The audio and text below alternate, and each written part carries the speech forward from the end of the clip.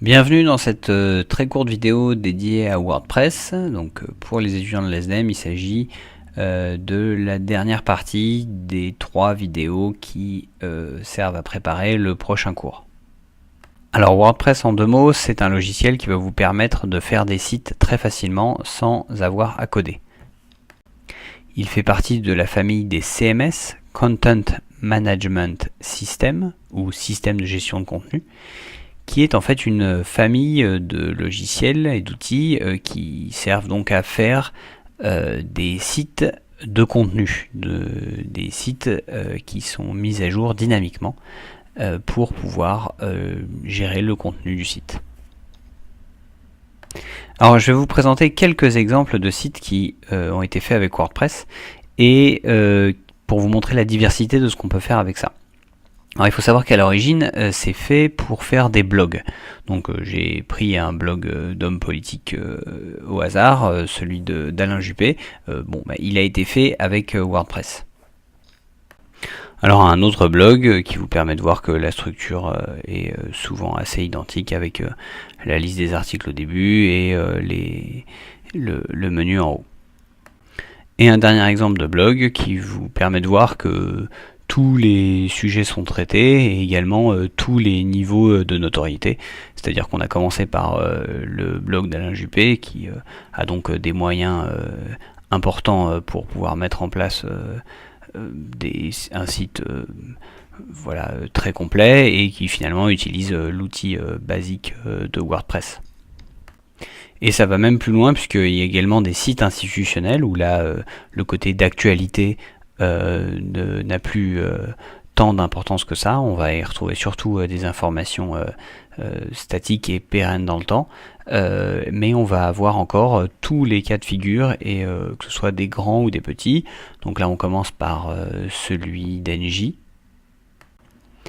Ensuite l'exemple d'un cabinet de conseil. Et enfin un site plus de mode. Pour vous montrer que encore une fois tous les secteurs et également tous les niveaux d'exigence graphique peuvent être traités par cet outil. Alors là je vous donne un petit aperçu de ce que vous allez découvrir quand vous allez créer votre compte sur WordPress et que vous allez commencer à essayer de manager votre site. Alors à droite donc vous avez à quoi ressemble l'interface. Et puis à gauche je vous ai mis les grandes notions. Donc comme c'était fait à la base pour faire des blogs, vous pouvez créer des articles donc qui vont se retrouver listés par catégorie et qui vont surtout être classés par ordre chronologique, ou plus exactement antéchronologique avec les plus récents en premier. Vous allez pouvoir créer des pages, donc avoir des pages que vous allez pouvoir retrouver dans le menu qui elles ne bougeront pas dans le temps. Vous allez pouvoir gérer les commentaires qui vont être faits sur votre site, gérer l'apparence du site, ajouter des tas d'extensions, c'est-à-dire des outils en plus qui vont vous permettre de complexifier énormément votre site. Et puis enfin la gestion des utilisateurs si vous avez des personnes qui se connectent et les réglages généraux.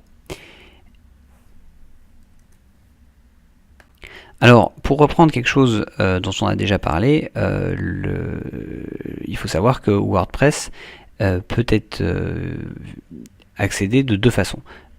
Soit téléchargé et installé sur vos propres serveurs, soit intégralement en ligne, c'est ce qu'on appelle le SaaS, dont on a déjà parlé, le Software as a Services. Et donc ça se trouve sur le site wordpress.com. Ça a un tout petit peu moins de fonctionnalités que si vous téléchargez le code et que vous l'installez, mais c'est nettement plus simple. Ça, on en reparlera en cours ensemble. Alors comment j'ai pu savoir que tous les sites que je vous ai montrés avant étaient faits avec WordPress? C'est assez simple, c'est encore une fois en éditant le code, ce que vous savez faire maintenant assez facilement. Là je vous le présente pour Engie, et on va voir la marque de fabrique WordPress. C'est tout un tas de moments où le WP- le WordPress apparaît et donc on comprend que c'est comme ça que le site a été fait. Alors une autre chose dont on a déjà parlé, c'est le modèle MVC, la séparation du modèle, de la vue et du contrôleur, ou pour le dire plus simplement, globalement la séparation du fond et de la forme, eh bien vous allez retrouver ça dans WordPress avec quand même quelques limites, c'est-à-dire que vous allez avoir tendance dans WordPress à mélanger un peu la mise en forme avec le contenu, puisque vous éditez vos pages directement, mais c'est un assez bon compromis quand même entre le respect de ce modèle et la simplicité d'utilisation. Alors voilà, comme je vous le dis, WordPress est un outil très répandu, très simple à utiliser, qui permet de faire beaucoup de choses et qui a quelques limites. Cette relativement faible différenciation entre le fond et la forme peut provoquer quelques problèmes. On a l'habitude d'avoir deux types de développeurs, ceux qui savent très bien gérer la présentation, qu'on appelle les intégrateurs, et ceux qui savent très bien gérer les contrôleurs, les logiques algorithmiques, qu'on appelle développeurs. Bon, bah, pour savoir bien faire du WordPress, il faut être un peu les deux. Donc c'est des profils de développeurs un peu particuliers. Et puis il y a quelques problèmes de performance, donc parfois sur certains gros sites médias ou certains gros sites institutionnels, on va passer à Drupal, qui est un autre CMS, donc Content Management System, mais de qualité un peu supérieure, mais aussi un peu plus compliqué à utiliser. Et voilà, il faut savoir que WordPress, si vous avez beaucoup d'utilisateurs et beaucoup de connexions, voilà, va devenir un peu limité. Et voilà, c'est fini. Alors avant de vous quitter, je vous demanderai de jeter un petit coup d'œil à wordpress.com, d'essayer de vous créer un compte, et puis de faire 2-3 petites choses. Vous changez le thème, vous allez voir, c'est assez facile.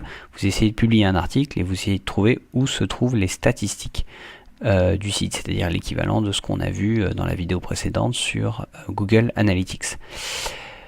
Voilà, si vous n'y arrivez pas, ne perdez pas trop de temps, on reverra ça ensemble au prochain cours. Merci beaucoup d'avoir regardé les 3 vidéos, et n'oubliez pas, s'il vous plaît, de me remplir le petit sondage. Il n'y a que 3 petites questions, ça va très vite mais ça m'aidera.